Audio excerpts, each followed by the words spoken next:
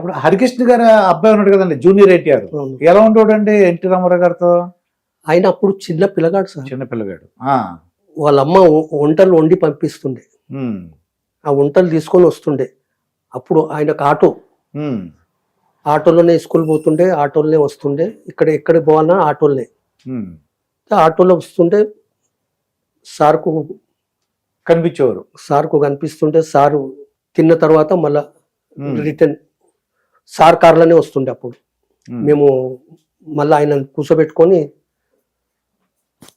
అక్కడ వదులుతుండే శంకర్ మఠ్. ఉమ్, ఆడ ఇంటికాడ ఆపాలి. ఉమ్, ఆపితే ఈయన దిగుతుండే. ఉమ్, రచన పోయిందా, ఉమ్. ఇల్లు టర్న్ అయిందా, టర్న్ అయింది సార్, పద. ఓకే. అట్లా రోజు వారంలో 2-3 సార్లు వస్తుండే ట్రిపుల్. ఉమ్, ఆయన భోజనం తీసుకొని వస్తుండే, చికెన్ మటన్ ఉమ్. ఈయనకి ఇష్టమునే తీసుకొని వస్తుండే. అంటే హరికృష్ణ గారి భార్య ఆవిడ, అది జూనియర్ ఎన్టీ రామారావు వాళ్ళ అమ్మగారు ప్రత్యేకంగా తయారు చేసేవారు. తయారు చేస్తుంటే సార్ తింటుండే, ఇష్టంతో తింటుండే. ఒకసారి సార్ కూడా తీసుకొచ్చిండు, కల్పించిండు. ఏడిచింది. ఓకే అమ్మా ఓకే అని అన్నాడు. మేము కూడా వాళ్ళ ఇంటికి పోయినాం. నేను, కృష్ణారావు అని ఇంకొక ఆయన ఉన్నాడు. హరిబాబు తీసుకుపోయిండు, కూర్చోబెట్టిండు, మాకు చాయ్ తెప్పించి చాయ్ పెట్టించి చాయ్ తాగినాం. చాలా మంచి ఆమె ఉండే అమ్మాయి. అంటే జూనియర్ ఎన్టీ రావు గారు వాళ్ళ అమ్మగారు వచ్చి కాళ్ళదండం పెట్టడం, కాళ్ళ దండం పెడుతుండే, మంచిగా ఉంటుండే. అట్లా ఎక్కువ క్లోజ్ అయిపోయిండు.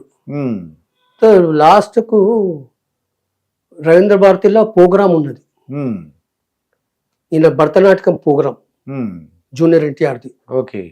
సార్కు మేకప్ వేస్తే ఆయన ముత్తు ముత్తు ఇంకా తమిళ్లోనే మాట్లాడతాడు వాళ్ళతో. ఓకే. తమిళ్లో మాట్లాడి ఆయనకి మొత్తం మేకప్ వేసుకొని తీసుకొచ్చిండు. తీసుకొచ్చి చూపెట్టిండు.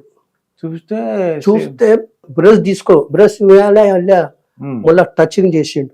Okay, final junior NTR touch చేసి పోరా మన్మడా కప్పు కొట్టుకొని రా. ఓకే. అది నిజంగానే కప్పు కొట్టుకొచ్చింది సార్.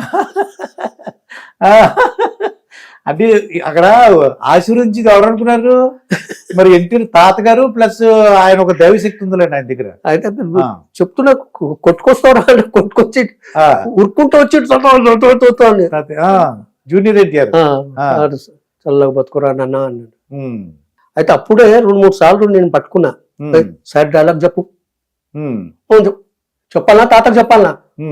సార్ డైలాగ్ చెప్తుండే సార్ ఆడు. సరే, ఎన్టీ రామారావు డైలాగ్ చెప్పేసాడు, మొత్తం చెప్పేస్తుండే.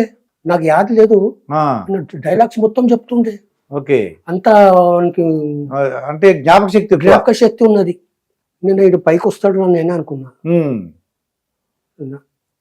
అది మనకు శక్తి ఉన్నది. సేమ్ అంటే జూనియర్ ఎన్టీఆర్ ఎలా ఉంటారంటే ఎన్టీ రామారావు గారు ఉంటారు. సేమ్ ఎన్టీ రామారావు ముఖమే సార్. వాళ్ళు హైట్ తగ్గుంది అంతే, హైట్ తగ్గనే అంతే. కొద్ది హైట్ పెంచుతుంటుంటే జూనియర్ ఎన్టీఆర్ కాదు ఎన్టీ రామారావు అవుతుండే. అవును. అయితే ఎన్టీ రామారావు జూనియర్ ఎన్టీఆర్ చూసి సంతోషించేవాడు అనమాట. ఆయన లైక్ చేస్తుండే, చాలా ఇష్టపడుతుండే. నా పేరు లిప్తావు రా పోరా అంటుండే.